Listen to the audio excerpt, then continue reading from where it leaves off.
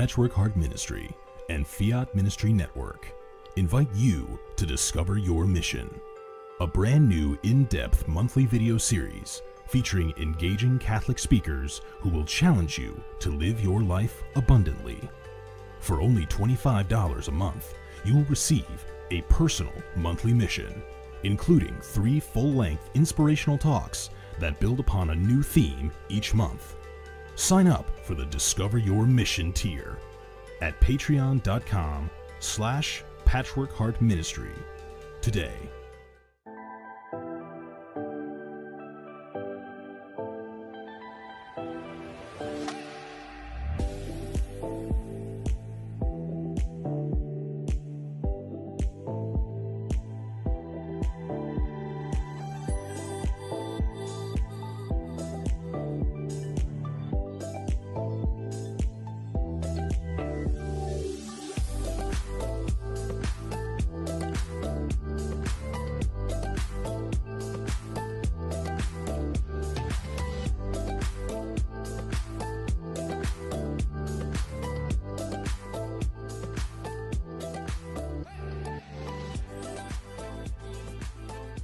Fiat Ministry Network and Patchwork Heart Ministry present Journeys in Faith. Now, here's Anne DeSantis.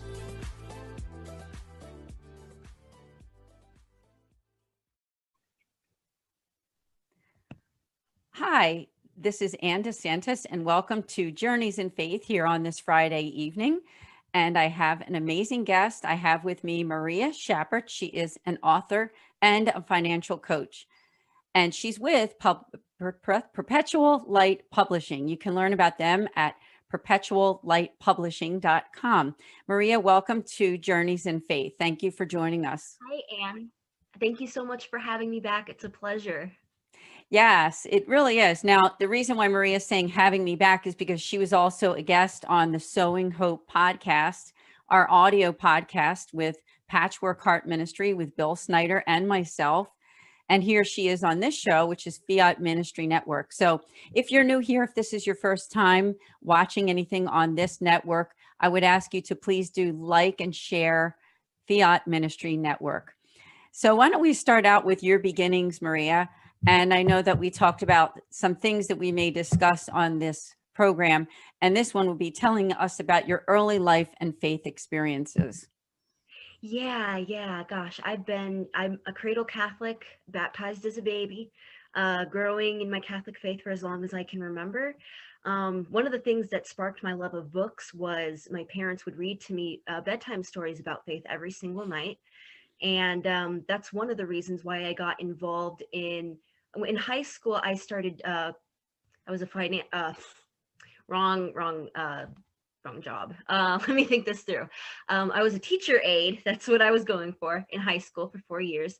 And I was at my church's PSR, that's Parish School of Religion. And I taught second graders all about catechism, and I taught them how to make their first communion.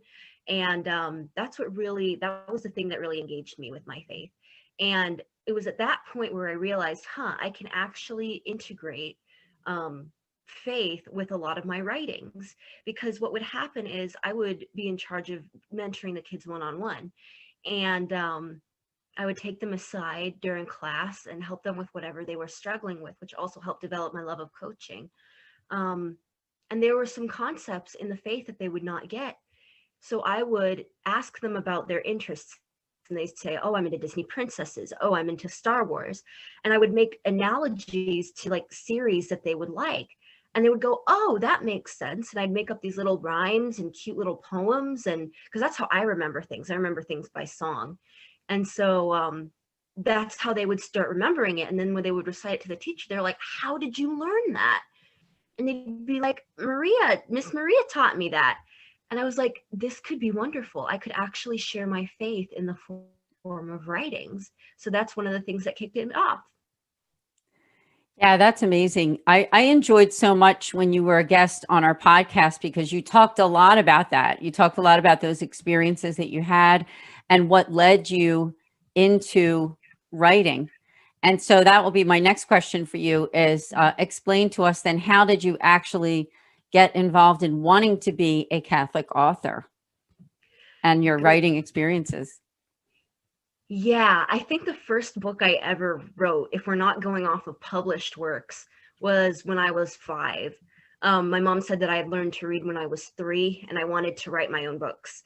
So the first book I ever wrote was called The Cat and the Dog, and it was based off of my then childhood dog, Toby, who's a fluffy white Pomeranian, which the drawing looks nothing like a Pomeranian, but I was 5, and my neighbor's cat, Chelsea. And it was about their adventures in the backyard and how they would have a party together and, all the fun stuff that they would do. And then I started writing a series about myself called the Mia series. That's my nickname. And it was the adventures of her and her best friend, Fred, and her older sister, Katrina, and her niece, Mary. And that eventually evolved into Catholic writing after I was a teacher aide for PSR. That's also how I got my community service hours. But the benefits of learning that I was a good writer, that came later. I got into Perpetual Light Publishing through a friend of my mom, Jeannie Eagle. And she was actually contacting my mom about pageant coaching for her daughter, because my mom is a pageant coach. She works on like interviews and evening gown walks and everything like that, everything in between. And my mom said, well, my daughter is an author. And she's like, that, because that came up in conversation somehow, that I was an author, or that I had written this book on my phone at one point. And she said, I'm an illustrator. Let's meet up. And so we met at a cafe in Circleville, and I read her this thing that I had written on my phone in October of 2019. And she was like, at the end of it, she was blown away. She was like, if you make this into a book, I want to illustrate it. And she said, we have this new startup. It's called Perpetual Light Publishing. And because we went to the same church as well, we were like mutual friends with somebody else. But she was like, yeah, if you want to make this into a book, I want to illustrate it because I think it has real potential. And so that's when I kind of wove in the good message in the book, where it's like, okay, there's this girl who has a crazy wardrobe, but what's to be learned here? And it's like, oh, she has too much stuff. She learns to give away. She learns to share what she has with others. And I was like, that's a really good message for young Catholics to learn. And that's how I got involved. Yeah, that's amazing. I remember when you talked about that during the podcast, you were talking about like your own bedroom and how that was an inspiration. Can you talk a little bit about that too? And the name of the book, so that people are watching, if they'd like to purchase it through Amazon or through Perpetual Light Publishing. Yes, of course. It's called Wendy's Wacky Wardrobe, and it is very true that it started out as a note app on my phone. I was in my bedroom. It was October of 2019, somewhere like, I don't know, before Halloween. And I wanted to write because that's what I do when I'm bored. Didn't know what to write about. But I looked around my room, and I am notorious for being messy. I tend to leave stuff everywhere. I've never been good with cleaning. Clothes in particular. And I saw them lying, across the chair from my desk. And like, there was a big pile at the end of my bed that I needed to sort out. I was like, let's just write about what I find. And so I start writing about, the flannels and the polka dots and the stripes and the socks that don't match, because I can't find the other pair. We're always like, where'd the other sock go? And I was like, if I word this, differently, I could make a rhyme out of this. So I was on a roll, and I just kept going and going and going. And this was this huge snowball of like a note like that long on my phone. And I went downstairs because like dinner was cooking, all this was going on, right? I went downstairs and I was like, Mom, would you like to listen to this thing that I just wrote like 20 minutes ago? She's like, sure. And I'm like, the working title of this is Wendy's Wacky Wardrobe, just because I like alliteration. So I read her this, and she's like, we got to go with Jeannie. We got to go with Jeannie. I'm like, who's Jeannie? And then that's how we introduced each other.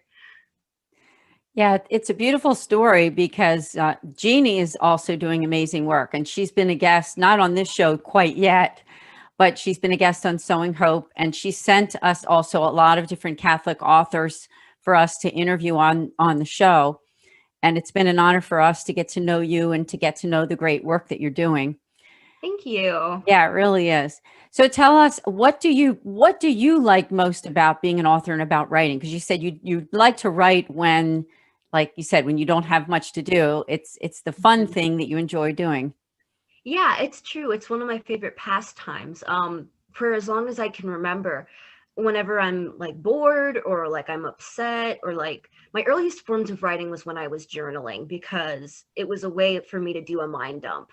Everything that was on my mind that I either felt like I couldn't express, or that no one would understand, or that I really just needed to say in my own words, I would write in my journal. And so that became kind of like my lead into creative writing, because I have read a lot of poetry, and I'd been journaling for quite some time. And I'm like, I wonder if I could just write a poem about, and then I would find like the most mundane thing. I'd look out the window and I'd write a poem about the blossoms on the trees, which was actually my first poem. It was called Blossoms. And I found that so freeing, because I was able to take something completely simple and make it sound beautiful and give it, a personality. I read my first poem to Mom, and she was like, "You have a gift. Like, why haven't you been doing this more often?" And I'm just like, I don't know why I haven't been doing it more often. It's freeing. There are no really limits to when you write poetry or when you write a book. You're working within your own framework, within your own life stories, and you get to share that with other people, and you get to do it in the most liberating way possible. Yeah, it's really beautiful. And you are a younger person too. You have like a whole career in front of you. And so yeah, and it's incredible to hear. Now, if somebody is watching and maybe they are also a younger person or a person who would like to get involved in being an author, would you Yeah. have any little, words of advice possibly for them as they're entering into that career? Yeah, I would say twofold. The first thing, don't stop writing. That's how the muscle grows, is by repetition. If you need help at all with writing any prompts, or finding them, there are plenty of websites, plenty of writers clubs, circles. Get involved as much as you can. Take inspiration from, other people. Who do you want to emulate, and create your own twist on it? That's a good way to start. Getting published, I would start building your network. Start seeing who you know and then who they know. And you never know who's going to turn up, because that's how I found my publisher. Yeah, so keep writing, stay the course. Nothing is too boring for you to write about. You can write about literally anything. It could be complete nonsense, as long as you keep writing. And see who you know, so that you can get published, because your work is worthy of being published. It is. Yeah, that's good advice, because you made a good point to say exercising the muscle, because obviously the more you write, the better you hopefully get at it, right? Yeah. And also I would think that another, and I don't know if you would agree with this, but you probably do, is that keep yourself open to suggestions when people give you Yes. some kind of suggestions, whether it be editing, something to do with editing, or whether it's Yeah. even like a storyline or something, that Yeah. you could consider. Yeah. And that's, I can speak from experience on that. Editing was one of the hardest processes, because, Jeannie and I would send out the manuscript to, editors and to English professors who like knew what they were doing. And when they made like grammatical errors, it would tweak the rhyme almost. And it would be like, what do I want to sacrifice for what? Like, do I want it to be grammatically correct? Or do I want it to be, rhyme and whimsical and fun? And you have to be open to that, because they may suggest something that, even if you don't go with it, might even give you a new idea. I was trying to find one of the lines to put in to the last book, or one of the later pages of the book, and I couldn't find something that fit, that encompassed what I wanted to say there. And I looked over the edits and I was like, I don't want to use that, but this gives me the idea to use that line instead. And I weaved it in and I sent it to Jeannie, and she's like, that's what we're using. That's perfect. It has good meter and it makes grammatical sense. And it's like laid out perfectly. It goes with the rest of the rhyme. It flows well. So be open, definitely be open, but keep your creativity as well. Know when to draw the line and stand your ground, for sure. Yeah, it makes a lot of sense, because at least in my own experience with, I'm also an author. In fact, I just authored my first book. But with with doing that, and also with writing for a few different publications, people have a different opinion about the styles that they like. And so, so depending on who reads your work, some people might say, well, that's amazing. And then others might be finding these small errors and things like that. So it's, I think it's an experience, but take God with you. Wouldn't you agree? I mean, we're people of faith. And so the message of faith is so important in all that we do, especially when you are, as you refer to yourself as a Catholic author, right? So, I mean, you're doing very good work. Is there anything else or calls to action or anything regarding your writing that you want our audience to know about right now? Get involved. Share the word that you're a writer. People are very interested. They love to know writers in their friend group. And I found that out with the advent of social media. I would always post like, here's something that I'm working on, or here's a little ditty. Obviously, I'd put like a copyright at the bottom so that the work wouldn't get stolen, but I would post it so that everybody could read it and kind of gauge like, oh, that's what she's writing about. That's her area of expertise. She's talented in that. And because then they can point you to people that they know. Share it, because writing is meant to be shared with the world. Share your love because it's your passion, and ultimately it will make writing even more satisfying. Yeah, that it's good. It's satisfying, and also you'll be able to grow. That's my own experience. Don't you think? That's you true. Can grow as a writer no matter what your age. Whether you're a younger person, whether you're middle-aged, whether you're old. I mean, whether you're an older person. So you can still grow and convey a beautiful message to others, because that's what I think writing, at least in my belief, that writing isn't just about the words and even the pictures. It's about the message that you're conveying to other people, right? Yes. Hopefully through God, right? And so that's beautiful. I think you're doing really, really good work. And so unfortunately now we do have to take a short break, but I will say to our audience here that when we come back from our break, you're going to learn about another facet of Maria Shappert's life, and that's that she is a financial coach. So when we come back, we'll continue to talk about her writing too, but we will also spend some time unpacking and learning about what she's doing that may be able to help you and your families in terms of financial coaching. So we'll be right back here on Journeys in Faith in just a few minutes. Hi, my name is Anne DeSantis, and I'm the director for the St. Raymond Nonatus Foundation for Freedom, Family, and Faith. You can learn about us on our website at nonatus.org. I'm here to tell you today about two great podcasts that I hope that you will tune in.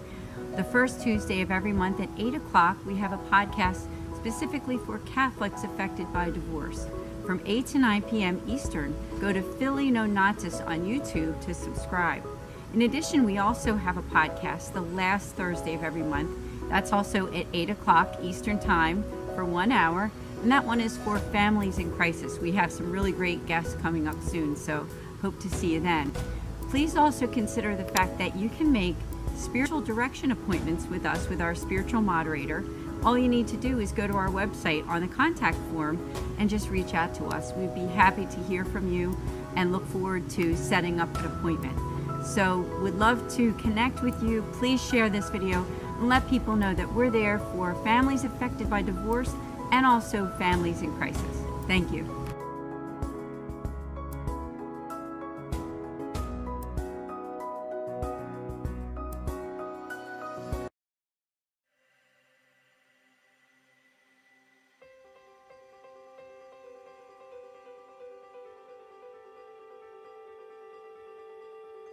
Patchwork Heart Ministry and Fiat Ministry Network present the Discover Your Mission series.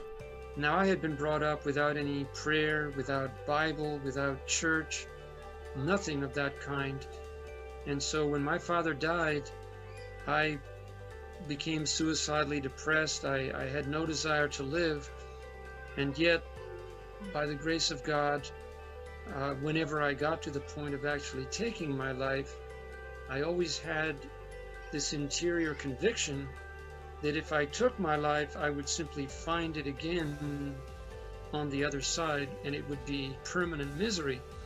But it wasn't until I became a wife and a mother, and I began to try and pass my faith on to my children, that I realized that everything I knew about Jesus was memorized doctrine. I was a good man, I was a good father, I was instilling the sacraments into my family. I was definitely not intentional. I was stuck broke in my faith. But what kind of strength did he have? Jackie did not just have a strength of body or baseball skill. He had a strength inside of his spirit, a courageous meekness that empowered him to play the game. And I tell him what is going on with me, and he's like, oh, okay. And I'm like, no, I think this is like some sort of miracle, dude. And he's like, okay, of course, but I'll believe it when I see it. Honey, you've been trying to quit, and you've been saying this and saying that. And his big line to me is, you shouldn't say things because I never follow through on them. And so this was week after week, month after month. He is looking at me like, this is a miracle. There is no way that you, on your own, could have done this. So we are called to sing. All of us are called to sing. All of us are called to express ourselves and join our voice into the unity of the church. Often with my choirs, I ask them to listen to each other, to listen to the sound that they make together as one. That's what we're aiming for. Through the harmony or unison, we're aiming for a one sound. You need to decide, what are you going to participate in? Are you going to participate in the historic Christian idea of the altar of sacrifice, which is in the Eucharist, or not?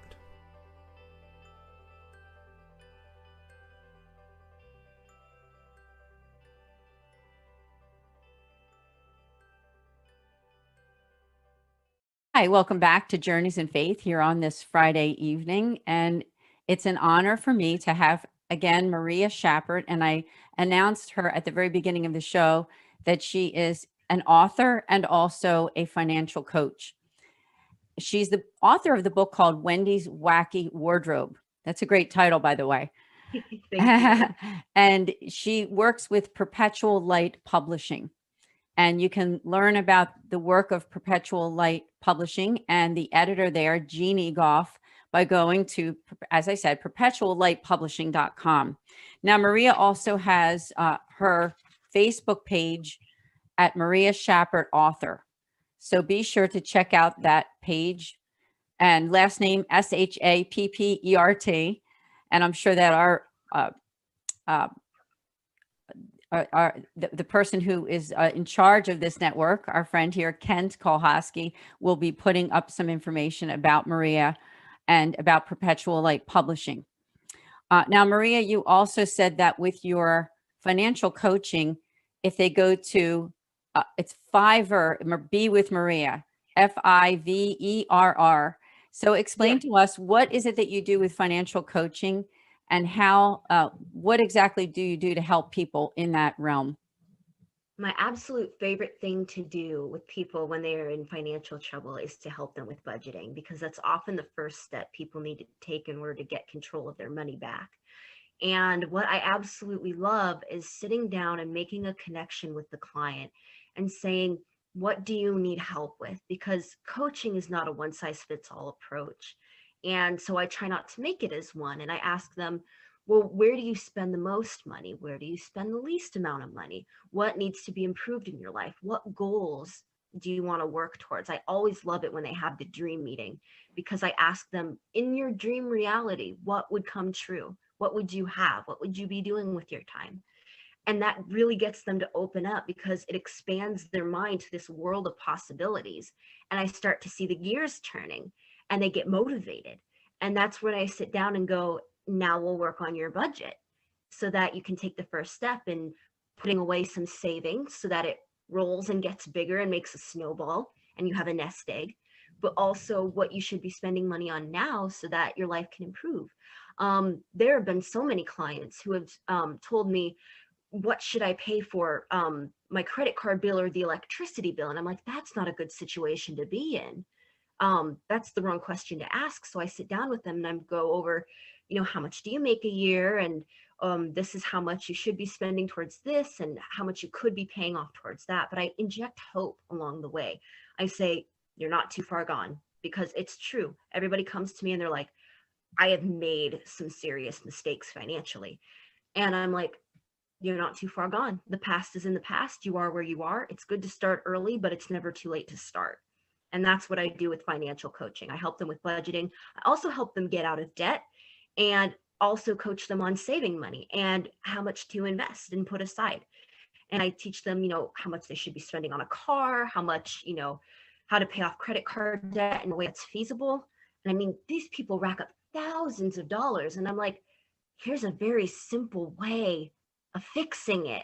And, I give them hope along the way, because it's like, you can do this. Like, everybody can do this. And just to watch their eyes glow and the smiles come on their faces, that's what I love about financial coaching most.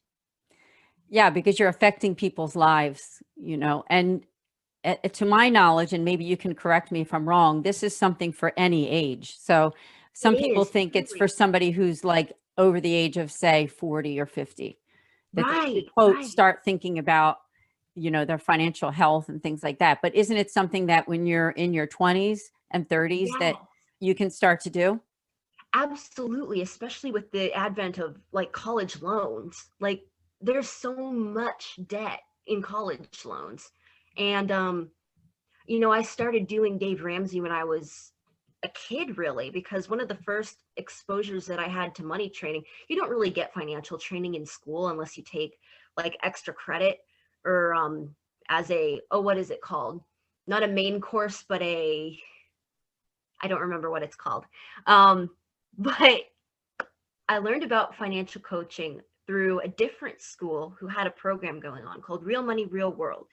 And they had all these booths set up in a gym, and it was like clothing and housing and transportation and food and entertainment, and like everything set up. And we were each given, a life story, a spouse, how many kids we had, what kind of career we had, and what kind of salary we made. And it was a pretty realistic way of seeing how budgeting goes, because you were only given, that monthly amount, and you had to spend it, wisely.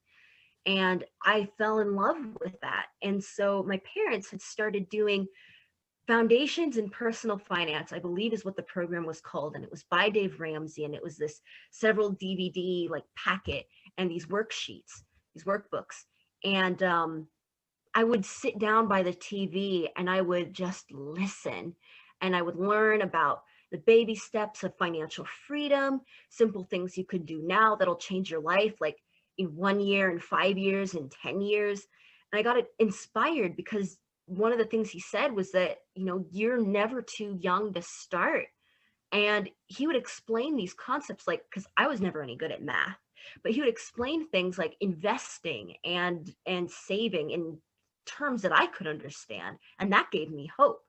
And so I wanted to spread that to other people, because that just inspired me as much as it did. Yeah, it's very important to think about these things. I mean, some people avoid them throughout their lives. They just kind of buy the things they want to buy and don't really think too much about the long-term effects of that. Would you agree? True. Yeah, I would say that people generally approach budgeting with like a negative attitude, because they think, a budget, it means I'm going to lose my freedom to spend my money on whatever I want. And, I'm never going to live life to the fullest again. And it's like, that's not true at all. I know from experience, if I don't have a budget, then I'm in fear of where my money goes. I'm worried that I won't have enough to do simple things like pay the grocery bill, or pay my cell phone bill, or take care of the rent. But if I allocate different categories for everything that I need to spend money on, then I will in fact have enough. And it's not even about, what kind of salary you're making. Anybody can do a budget.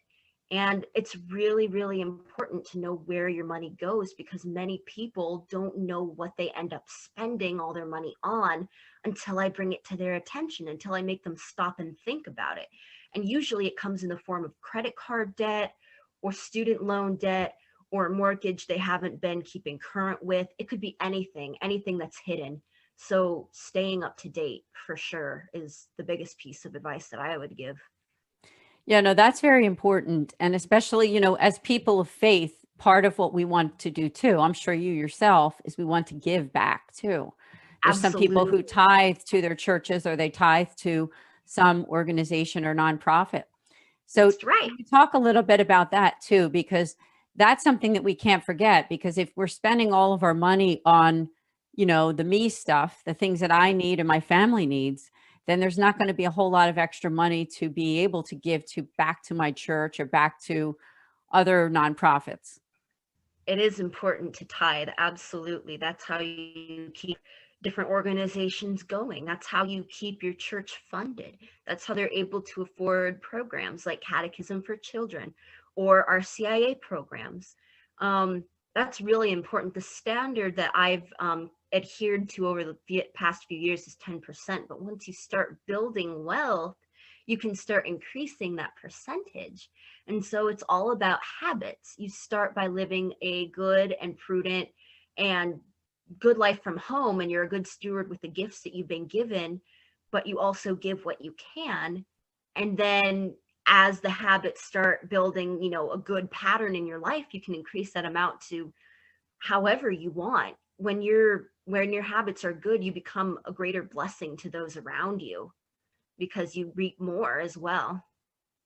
Yeah, that's a good point, because it really is all about those daily habits, isn't it? And It also is. being able to take a look at it, a real fine tooth look at what's in front of you, and be able to be wise about it, right? To be wise about the direction that you're going in. And when you're married too, it's very important, I think, because the person that you're married to might have a different view on that. But it's good to come together as a couple, as a family, and be able to decide together. Would you agree on Absolutely. that? Yes, because it saddens me to hear that over half of marriages in America end in divorce. And a lot of them are due to money issues. I don't know the statistic on how many are caused by money, but I know it is a very high number. Um, so working together financially, even if you're single, getting an accountability buddy, if nothing else, it will bring the two of you closer because it brings issues in the past out in the open, and it keeps each other honest, and it fosters a deeper level of communication because you feel like you don't have to hide anything from your spouse or your loved one anymore.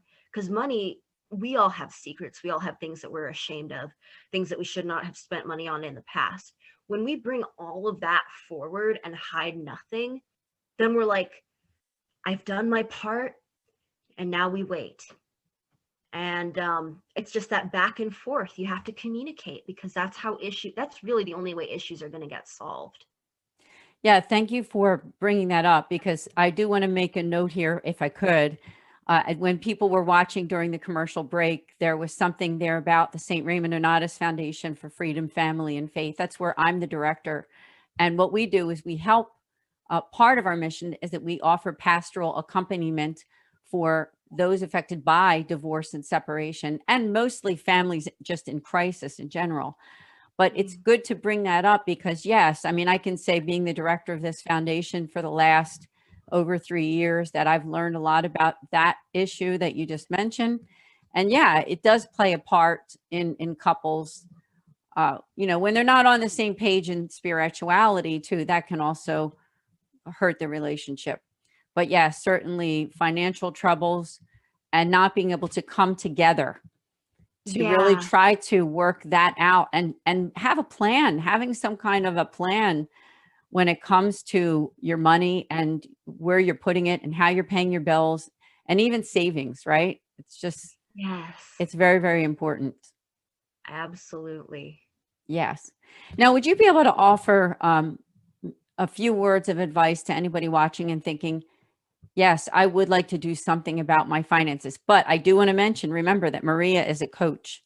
And so you can reach out to her by going to, it's called Fiverr, Fiverr, and you can just Google that. I think there might be an app there too, and look for Be With Maria Shappert. So tell us Money with Maria. Excuse me? Money with Maria. Money with Maria. I'm sorry. My apologies. No, So, that's okay. Yeah, money And that's with always Maria. lowercase. The advice that I would give is it's never too late to start. You have to, when you start deciding, you know, I want to take back control of my money, you can be any age. And any goal that you may have is very well within your reach, what I found out. You have to get the help you need, though, somebody who can walk you through it, show you the steps that you need to work on, praise you for what you're good at. Notice, okay, this is what, you know, you've been really good at. You've been good at, you know, putting this amount for savings, but you need to watch how much you spend on this amount. Somebody to keep you honest. Anybody can do it. And I would just give you motivation. I really, really would. I would say you are within your reach of your goals. And as long as you have the right guide, you are well on your way. That's good, because people need encouragement when it comes to this. And I will also say that during this last year of the pandemic, there were a lot of people that were affected with jobs and financial situations and things like that. So it might be the perfect time to get in touch with Maria and to learn about the work that she's doing. And as you can see, she is a younger person, but very wise and offering these services for you and your family. Now let's backtrack a little bit, because you are younger, but you've also made your own decision that you want to do good in this whole realm of helping people with financial coaching. How about for somebody who's in your age category? Because, you know, I do think that sometimes when people are below the age of, we'll say 25 or maybe 30, who possibly maybe still even living at home or something, may not understand how these are years that you can really start to build. Can you talk a little bit about that too? Yeah, sure. One of the best examples that I can give is the story of Ben and Arthur. And I'm not entirely sure what the final figures are, but it's a story about investing. And let's say that the average investment account, the interest that you get is 12%, because that's like the national average, according to Dave Ramsey. So somebody starts investing $200 a month when they're 19. And then that's Ben. And then Arthur starts investing when he's like 25, and he invests $200 a month then. And Ben stops investing when he's 25, but that's when Arthur starts. And he invests all the way up until age like 50. But Arthur does not have as much money as Ben, even though Ben invested less, because it's compounded over time. So time really is your best friend here, because you're going to have, you know, interest on your side, and you'll have, you know, lower interest rate. It's best to start when you're younger. You can start when you're older as well, but if you're my age, this is crucial, because you could end up with millions of dollars in just like being dormant for like, you invest for like a little bit over the span of a few years, and it'll just grow and grow and grow upon itself. That's what I would say. I'll actually send you the link to the story if you remind me, because then you'll have the actual figures, and the chart is really interesting to look at, because you can see how the money grows on one side, but it just doesn't catch up on the other. It's a really interesting story, and I'll send it to you. Thank you. I would also say, if you could, would you be able to put that on one of your sites, whether it be your Facebook page, so that people who are watching, who may or may not reach out to me or see it in the notes or whatever, would be able to go to you and see that. Can you post that or repost it on your Facebook page? Yeah, I think I can. And then if I can't do my Facebook page, then I will do it in my Fiverr gig as well. Very good. Very good. That's a great thing.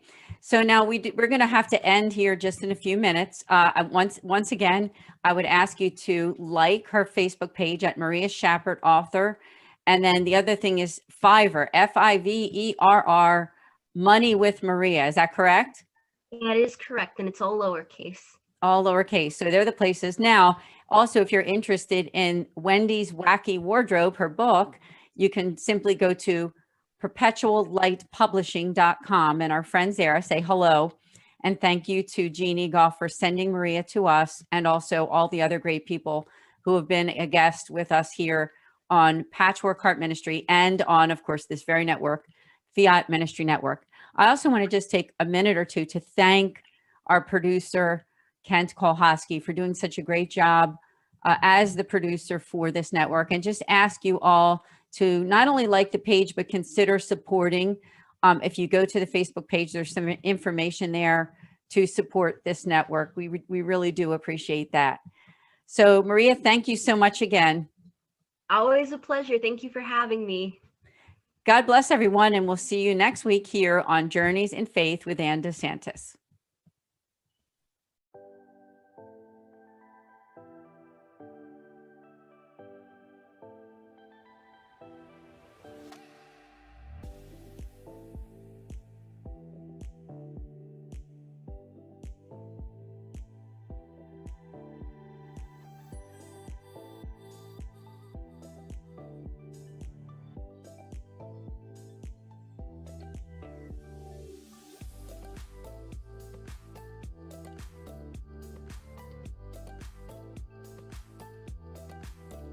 Journeys of Faith is a production of Fiat Ministry Network and Patchwork Heart Ministry.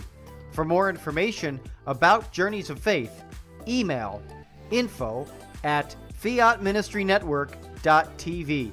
And be sure to friend, follow, and like us on social media. Just search Journeys in Faith with Anne DeSantis.